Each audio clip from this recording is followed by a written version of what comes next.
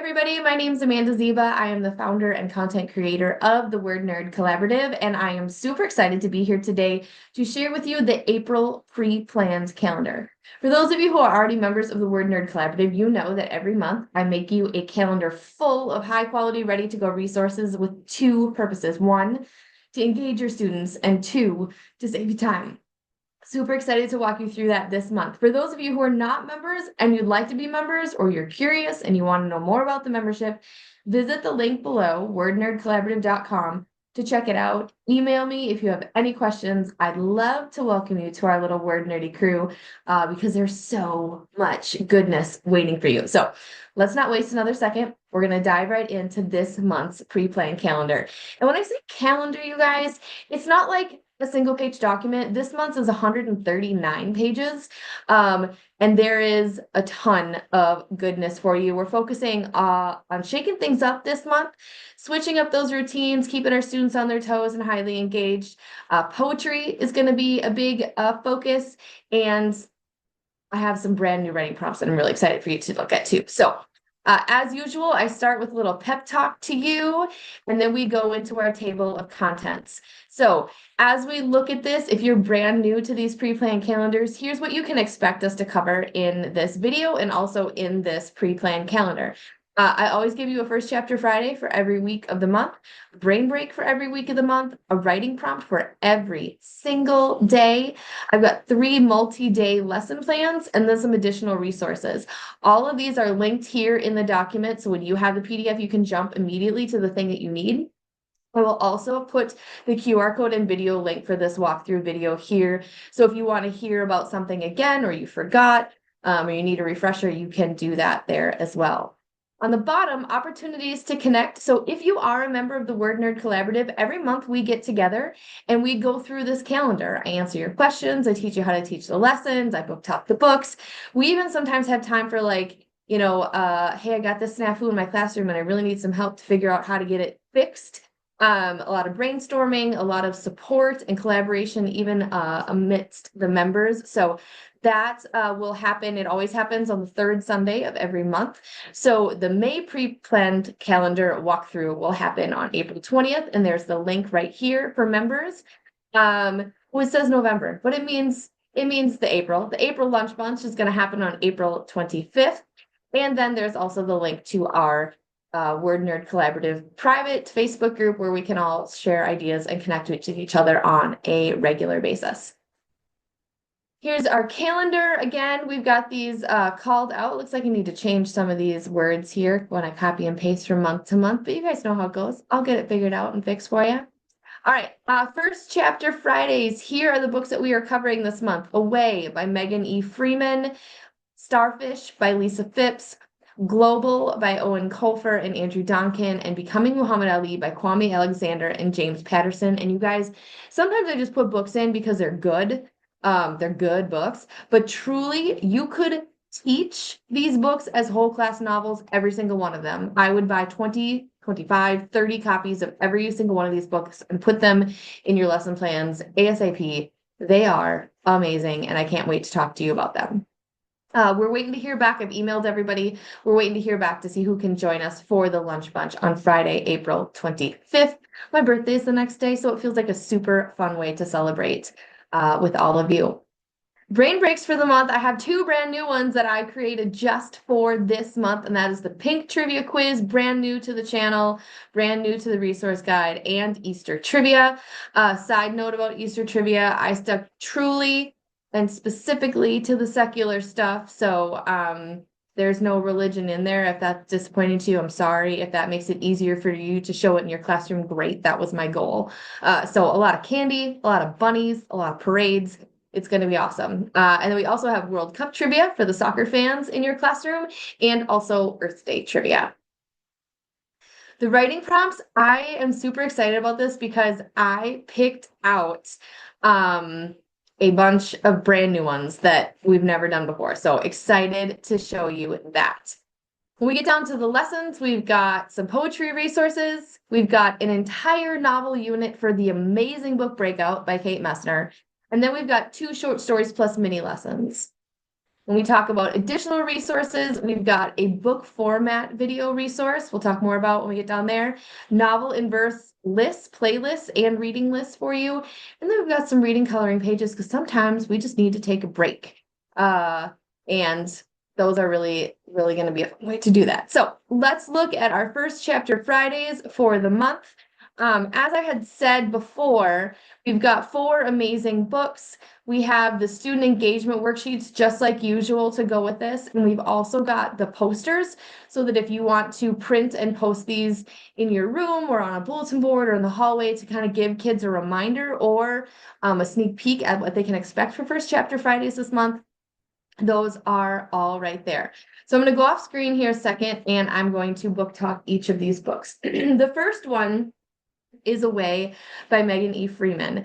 This is a companion novel to the amazing book Alone, also by Megan E. Freeman. So in Alone, the main character has planned this kind of sneaky sleepover with her friends, and they all tell each other their parents are going to be somewhere else. But for whatever reason, the main character ends up at her grandparents' condo alone.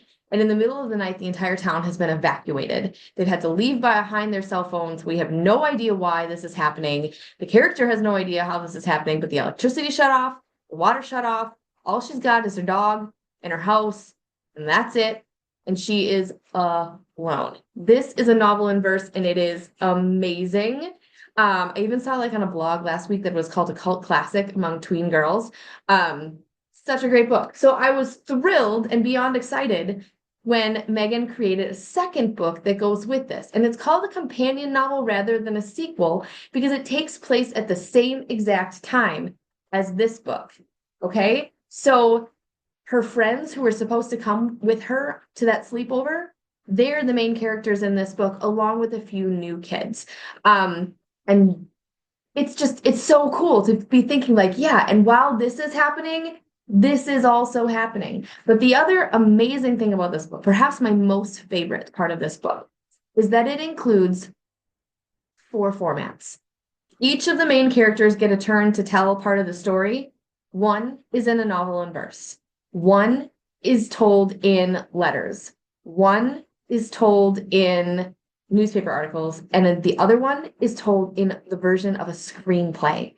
So whenever you switch, you get a different version. You get a newspaper article. You get a letter. You get a novel in verse. You get a screenplay. Let me find a page that's got the screenplay on it. You get a screenplay. And it is so cool to see how these different story formats impact the way that you're perceiving the things that are happening in the story, that you get to share the character's personality and their voice. It is a wonder. It is amazing. It has already spent like 4 weeks on the New York Times bestseller list, and it should stay there because it is such a great book. So love, love, love it. Super excited. I'm going to be interviewing Megan next week. So when that First Chapter Friday hits my playlist, it's not on there yet, but when it goes there, it will have an interview with Megan. So amazing. The next book is Starfish by Lisa Phipps. This is also a novel in verse, award-winning on multiple levels. And I'm just going to read you the blurb so that I don't ramble and you get like the true essence of this story. Ever since she wore a whale swimsuit and made a big splash at her 5th grade birthday party, Ellie's been bullied about her weight. To cope, she tries to live by her list of fat girl rules, which are all about not standing out. And she's found a haven in her swimming pool where she feels weightless in a fat-obsessed world. In the water, she can stretch out like a starfish and take up all the space she wants. Ellie finds an ally in her new neighbor, Catalina, a girl who refreshingly doesn't judge, and in her new therapist, a woman who knows how to laugh at the right things. With these good people buoying Ellie up, it's a lot easier to face the bullies and starfish in real life by unapologetically being her own fabulous self. This is one of those books that I think every human should read. Not just kids, not just teachers, not just parents.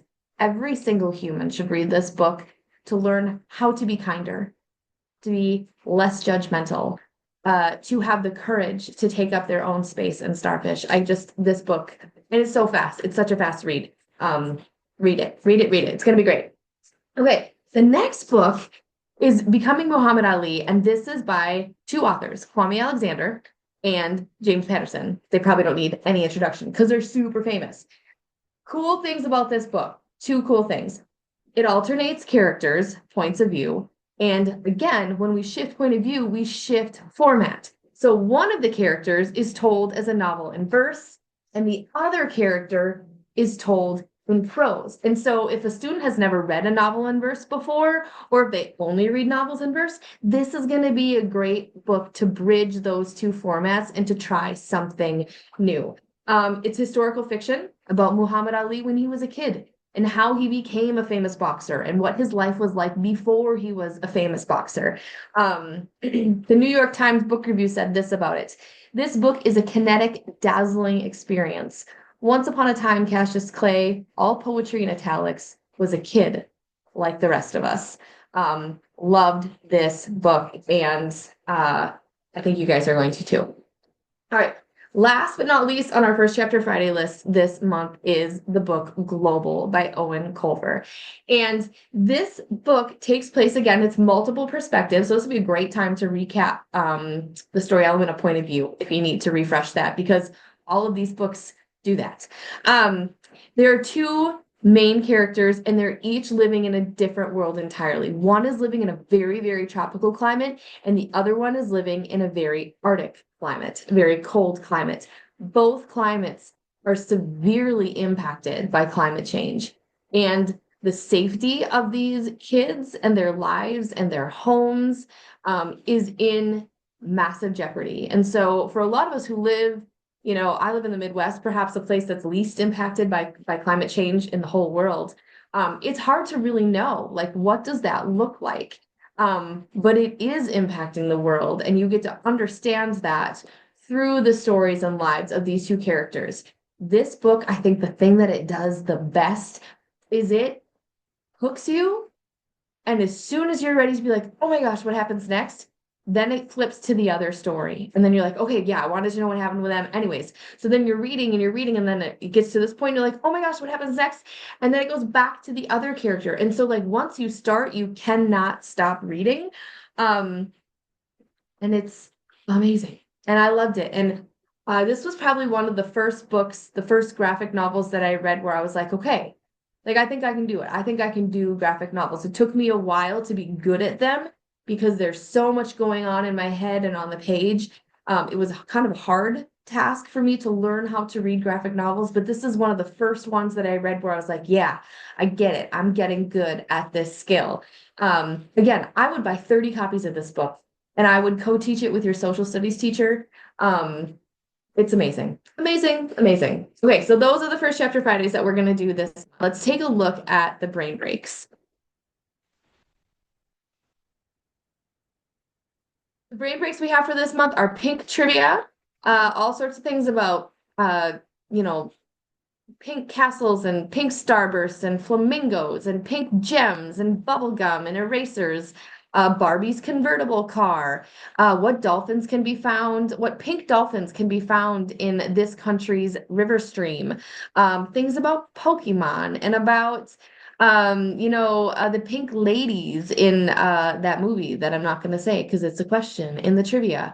Peppa the Pig makes an appearance. So we covered the full gamut of pink trivia. Next, we've got some World Cup soccer trivia.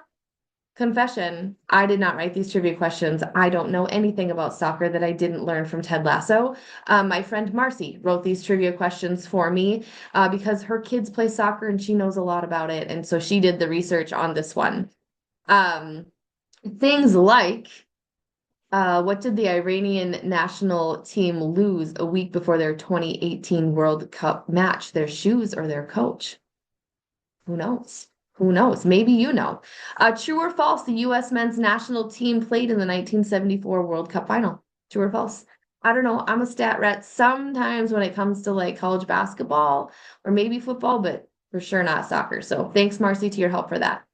Easter trivia was super fun to put together this month. all sorts of great questions about peeps and jelly beans and chocolate Easter eggs and traditions that happen all around the world in connection to this holiday of Easter. For example, which country holds the record for the largest Easter egg ever made? Italy, Japan, New Zealand, Poland. What do you think? What do you think? What is the most popular Easter candy in America? Reese's peanut butter eggs, jelly beans, Peeps, or Cadbury eggs? I know which one I'm going for. What about you?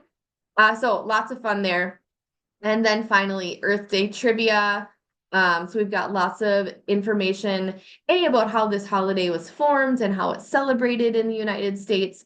And then also some just facts about nature and the environment and doing good things for it. So really excited for kids to learn something about that. All right, writing prompt sheets. We've got all the regular things in here as far as feedback sheets, gem and opportunity sheets for students to use with each other, rubrics for you to use, and then the free write Fridays that come every week. So students can either choose to continue working on something they started earlier that week, or they can start something brand new that is self-interest driven.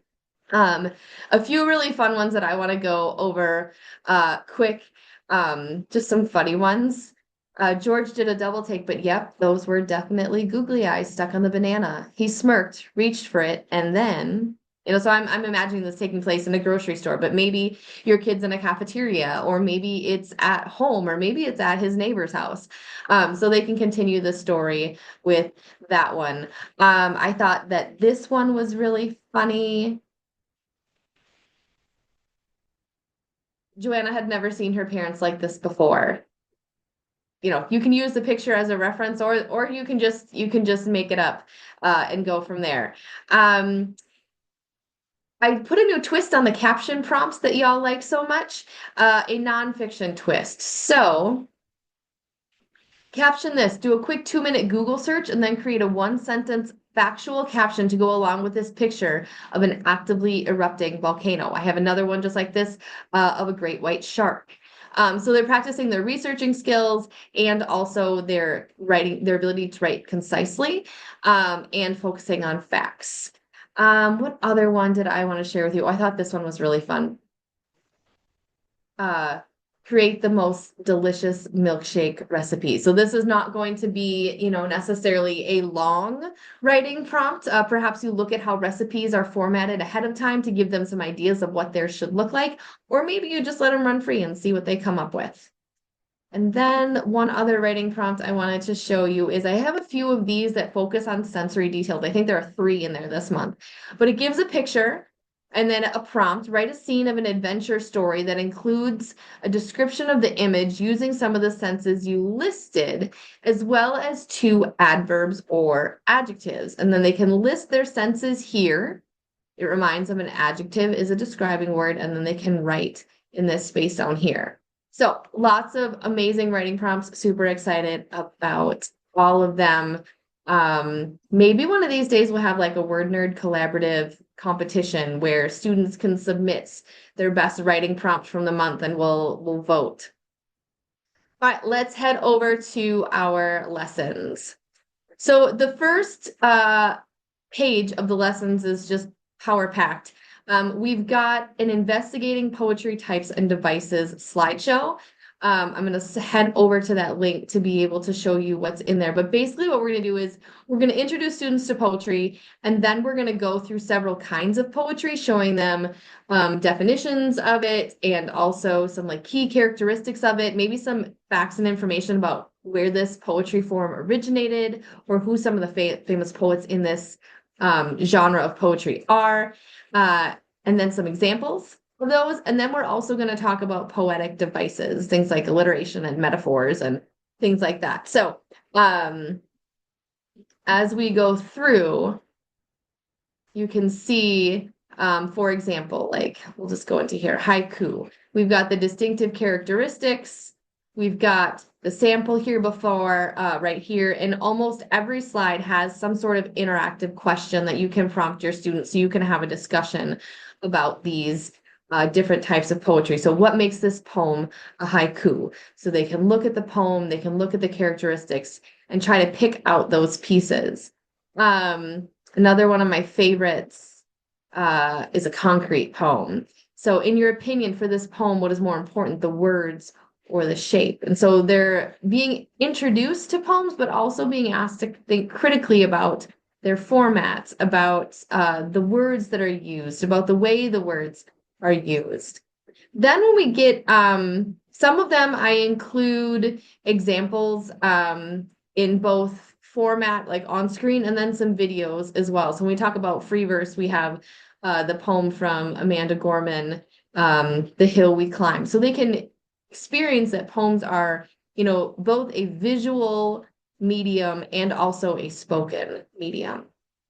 After we go through all of the kinds of poems, then we get into the kinds of poetic devices, things like rhythm, rhyme, alliteration. And for every single one of these, I give you an example, kind of an old school like poetry example, and then also a modern example of what this looks like either in poems or picture books or songs today, so the kids can get a great like a deeper level of understanding on this. For a few of them, I've put in a full picture book read aloud, or when we get to rhythm, I think it is, a repetition, we've got a full book. Where is it? I think it's for rhyme. We get the ludicrous version of Llama Llama Red Pajama, so they can, again, hear what poems sound like, and know that it's more than just the way the words look on the page or the words that you choose to use. It's really like a triple threat, right? What words are we using? How do they look on the page? How do they sound out loud when we speak them? So I think that this PowerPoint does a great job of exploring all three of those and giving your kids a really great introduction to poetry. The next resource is for the novel Breakout. And let me see if I can get my copy. I taught this novel several times, and you can tell because of all the post-it notes stuck into it. But similarly to Away, this book is amazing for its story, but also for its format, because it is told entirely in primary documents. We've got letters, we've got poems, we've got journal entries, we've got morning announcements, we've got news reports, newspaper articles, we've got text conversations. We've got Hamilton lyrics. Seriously, this book has everything. It's another one. We got comics. One of the characters is a little brother. Well, now I lost it. But we've got his comics in here. Again, this is another one of those books where I would immediately buy 30 copies and I would teach it as a whole class novel. It is that good. It's by Kate Messner. She is a genius. And so the resources that I have put together for you for this novel include the first chapter Friday read aloud. I've got a reading schedule. This book doesn't have chapters, so sometimes books like that are harder for teachers to figure out, like, how are we going to break this up? So I've broken it down for you into 13 days, which would be about 3-ish weeks of reading for a 5-day week. So you can know, like, this is where we need to get to, or if you're giving your kids a reading schedule, we've got that in there. I have a basic first chapter Friday page here for you. We've got before reading, during reading, after reading activities, an anticipation guide to get you going. So what's the story about? The story is about a girl whose father is a superintendent of a prison. And there is a prison break. 2 prisoners get out, and the whole town has to shut down because it's a maximum security prison. This book does a really great job of looking at 2 very complicated issues, and that is racism, both in the form of like microaggressions and like straight up not very nice things done directly to people.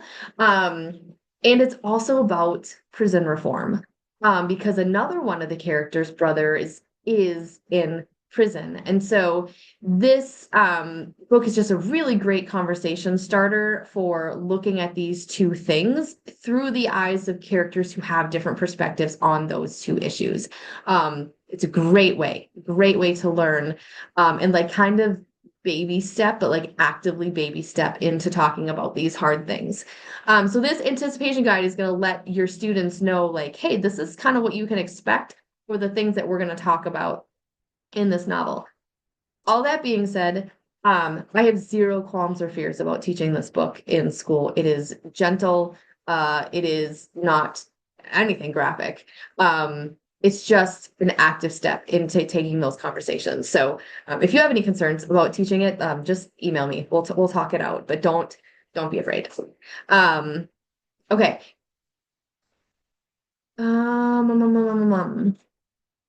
So for every chapter, we have a specific and guided journal write question for each of those 13 days of reading, so that you can have your students check in, like, are you understanding? What are you taking away from this? Some of the primary document poem type, learning elements are going on in there as well. So great, great novel. Highly recommend it. All right.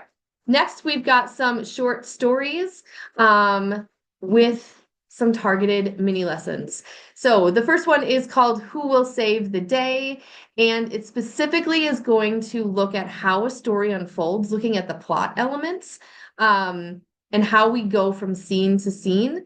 And we're also going to look at how those the development of theme and setting and plot like impact the overall story. This is a story about a boy named Gabe who always feels like he's in the shadow of his younger brother or of his older brother. And they get into a bit of a pickle, and who's going to save the day? Is it going to be Gabe, or is it going to be his Eagle Scout brother, Luke? So with each of these, we've got the text, we've got the read aloud audio to go with it. We've got area for text annotations. And then after each short story, we've got some extension activities. This one, we're focusing on character development and also a diary entry. Got the answer keys, good to go. The second short story we have is called Spoonfuls of Peanut Butter, and it's about a boy who is using some comfort food to both remember and actively grieve the loss of his mom. Trigger warning, this story is about parental sickness and grief. And so if you have a student who's experiencing that, you might want to check in with them before doing this story. But this story is going to focus on standard 6.3 that asks students to write narratives to develop real or imagined experiences.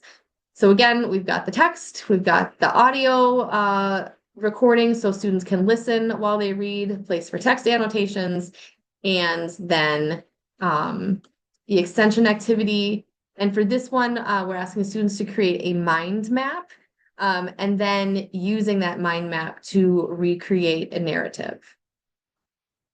Okay, additional resources. We are almost done here, friends. Thanks for hanging with me. So first up for additional resources is a novel format video. So in this video, I am going to walk through what is a prose novel and why does it distinguish itself that way? What is a novel in verse? And what is a graphic novel? And then in addition to talking you through and explaining each of those three different formats, I'm going to show you some examples and book talk for books for each of those formats. So not only are they going to learn what these novel formats are, you're also going to get 12 reading recommendations included. If you have like a designated library day where you head to the library for almost the entire class period to browse and then read, I did that for several years. This would be a great mini lesson to show right before you head to the library. So they have these fresh reading recommendations in there. A great way to round out that lesson plan day. Next up for additional resources, we have the curated title suggestions for novels in verse. So these are all of the novels in verse that I have on my First Chapter Friday playlist on my YouTube channel.